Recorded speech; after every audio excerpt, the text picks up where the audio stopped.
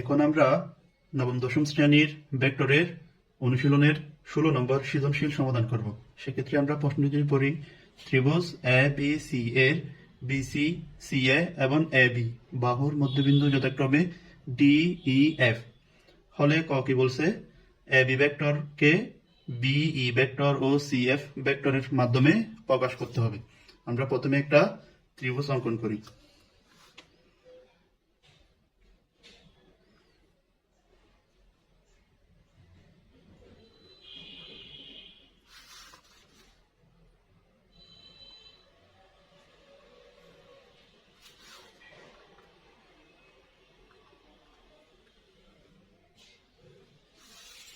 তাহলে A B C একটি ত্রিভুজ। এই ত্রিভুজের আমাদের বলে দিছে, এই ত্রিভুজের বিসি বিসি বাহু হচ্ছে এটা, এর দিক বিসি বাহুটি ডি বিন্দুতে বিসি বাহুর মধ্যবিন্দু কি ডি। সি এ বাহুর মধ্যবিন্দু ই। তাহলে এটা ডি, এটা ই, আর এটা কি বলছে এ বি বাহুর মধ্যবিন্দু এফ, এটা এফ। তাহলে এই বাহুগুলো যদি আমরা যোগ করে দিই, দেখি তাহলে এ ডি বি সি, আরেকটা সি এফ। এবার আমাদের দিক নির্ণয় করতে হবে। আমরা দিকটা কিভাবে নির্ণয় করব দেখি তো। এ বি বাহুর দিক, এর দিক বি এর দিকে, বি এর দিক সি এর দিকে, এবং সি এর দিক সি এর দিকে।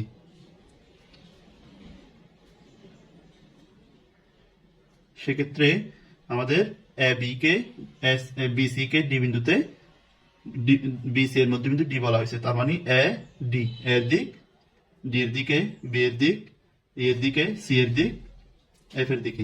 এবার আমরা ক নম্বর প্রশ্নটি সমাধান করি। এ বি ভেক্টরকে বিই ও সি এফ ভেক্টরের মাধ্যমে প্রকাশ করতে বলা হয়েছে। দেখো তো এখানে A B E, A B E এই ত্রিভুজটা যদি আমরা ভেক্টর যুগের ত্রিভুজ সূত্র প্রয়োগ করি, দেখো তাহলে ত্রিভুজ A B E A vector যুগের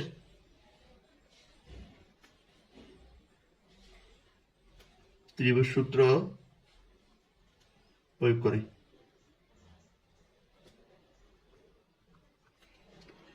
এই ত্রিভুজের ভেক্টর যুগের ত্রিভুজ সূত্র প্রয়োগ করলে এর দিক বি এর দিকে, বি এর দিক ই এর দিকে, এবং এর দিক ই এর দিকে। সেক্ষেত্রে A B vector plus B E vector equal A E vector,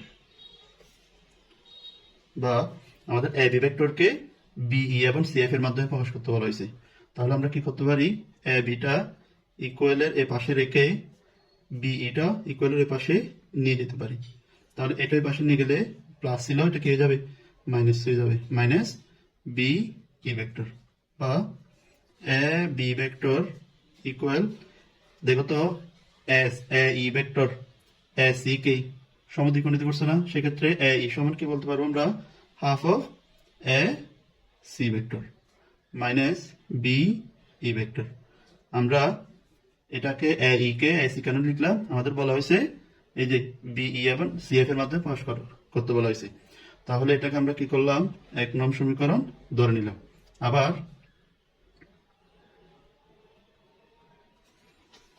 ত্রিভুজ A C F A vector যুগের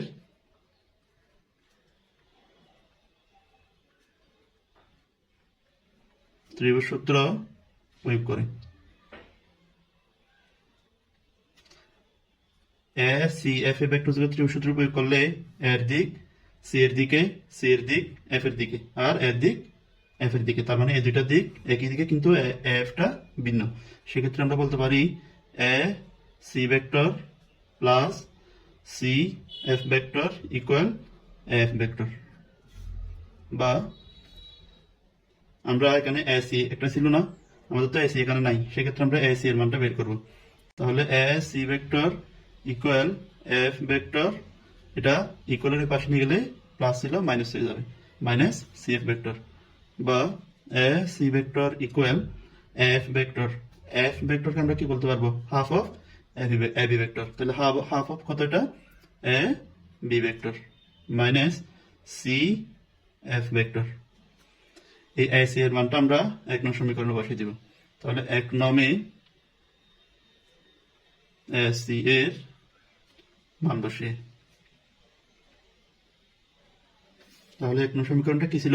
এ B vector equal half of A C. A C এর জায়গায় আমরা এসি এর মানটা যদি বসাই, half of A B vector minus C F vector minus B E vector, বা A B vector equal half দ্বারা এর পর রাশিকে কি করতে হবে? গুণ করতে হবে। তাহলে হাফ আর হাফ গুণ করলে 1/4 এ বি ভেক্টর, মাঝখানে কি আছে?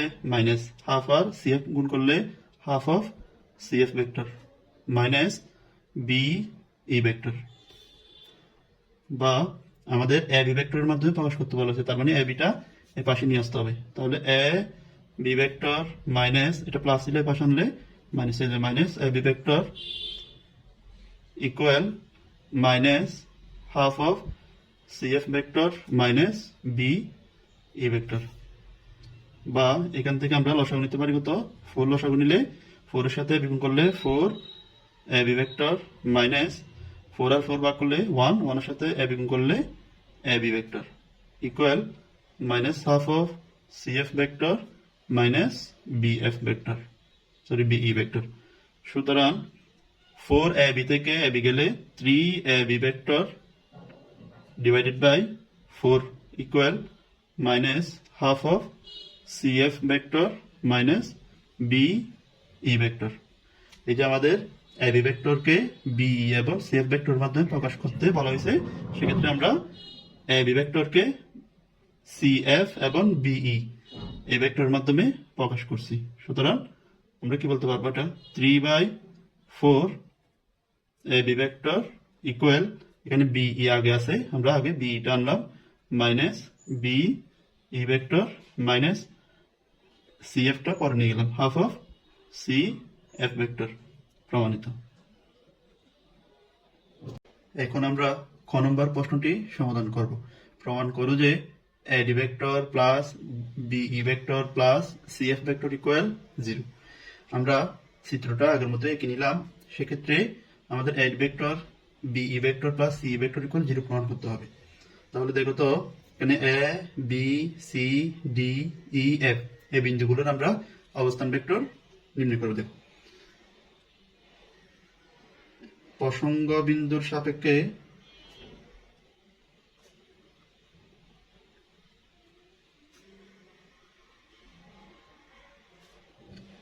এ B C D E F এর অবস্থান ভেক্টর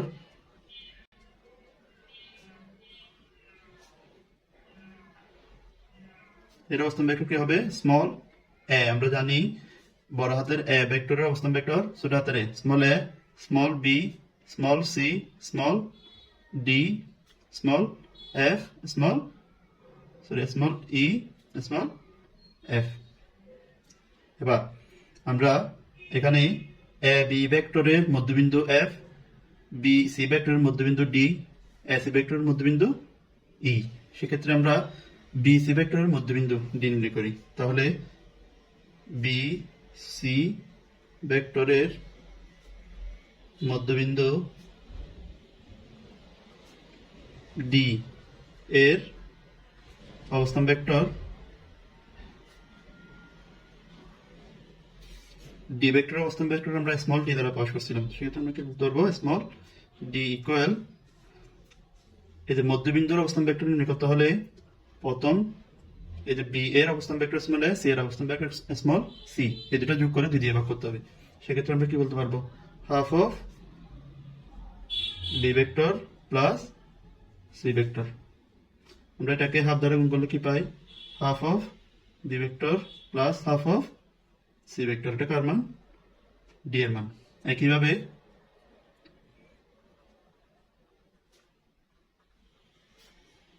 এসি এসি ভেক্টরের মধ্যবিন্দু ই এর অবস্থান ভেক্টর হবে small E equal half of small A vector plus small C vector. তাহলে ই ভেক্টর ইকুয়াল হাফ দ্বারা করলে half of A vector plus half of C vector, একইভাবে এ ই এবং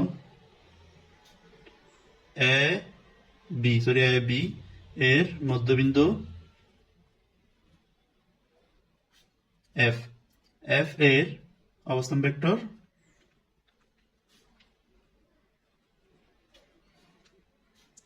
small F vector equal half of এটা কত small A plus small B.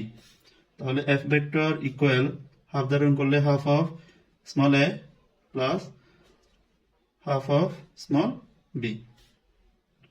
এবার আমাদের প্রমাণে যা চাইছে প্রমাণ করতে হবে যে AD vector plus B E vector plus C F vector equal 0। এই প্রমাণের বাম পক্ষটা লিখি। তাহলে লেফট হ্যান্ড সাইড ইকুয়াল কি দেওয়া আছে A D vector plus B E vector plus C F vector. তাহলে আমরা জানি এ ডি ভেক্টরের অবস্থান ভেক্টর কি এ আর ডি, এখানে ডি না শেষে, তাহলে এর স্মল লেটার স্মল ডি আগে আসবে, এরপর স্মল এ। তাহলে small D minus small A plus একইভাবে এটা small E minus small B plus একইভাবে এটা small F minus small C.